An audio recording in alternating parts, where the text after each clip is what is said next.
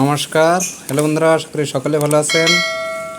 এই যে কাঁকড়াটা দেখছেন, এটা কাঁকড়ার ডিম হয়েছে। এই লক্ষ লক্ষ ডিম ছাড়ার পরে কাঁকড়ার বাচ্চা হয়। সেই কাঁকড়া থেকে অনেক কাঁকড়ার জন্ম হয়, মায়া কাঁকড়া। এগুলো ডিম এখন ছাড়া হবে ঘিরে।